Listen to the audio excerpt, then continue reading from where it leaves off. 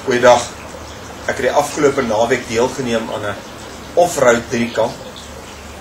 En terwyl ek besig was met die driekamp, waarvoor ek nie genoeg geoefen het nie, in die eerste plek en nie fiks genoeg was nie, so ek het 'n bietjie swaar gekry, het ek agtergekom dat my gedagtes begin dwaal tydens die resies.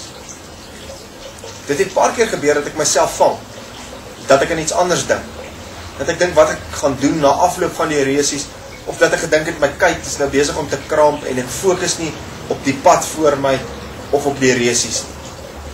'n Paar keer het ek, terwyl ek afgegaan het met 'n afdraand, dalk te vinnig in die draai gekom met my mountainbike en dan die draai te vinnig gevat en dan in die langgras opgeëindig wat my baie tyd gekos het. En elke keer wat ek nie gefokus het nie, gekonsentreer het nie, het ek eintlik tyd verloor in die resies. Nou, daar is 'n gedeelte in Hebreërs 12 wat sê, hardloop die resies met volharding.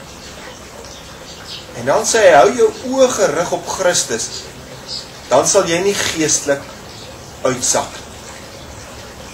Hou jou oë op Christus, dan sal jy nie geestelik uitsak. Dink nou maar net in jou gejaagde wêreld. Hoeveel goed is daar wat jou nie, soos die Engelse sal sê, sidetracking. Hoeveel keer verloor jy nie Christus uit die oog? Hoeveel keer is daar dinge wat jou op ander paadjies laat afdwaal? Goed wat nie regtig prioriteit is in jou lewe. Die gedeelte sê, moenie laat die sonde jou verstrengel. Hou jou oë gerig op God. Hou jou oë gerig op dit wat belangrik is. Want as jy dit doen, sal jy nie geestelik uitsak. Ek en jy word baie maklik beïnvloed deur afleidings in ons lewens. Goed wat ons oë weg van God af laat draai. En dan fokus ons op die verkeerde goed in ons lewens. En dikwels met baie negatiewe gevolge.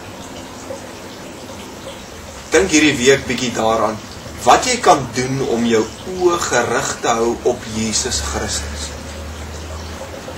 Want dit sal jou paadjie vorentoe en jou wedloop baie makliker maak. Fokus op Jesus. Tot volgende week. Stage, you get yourselves a photograph. Nice one.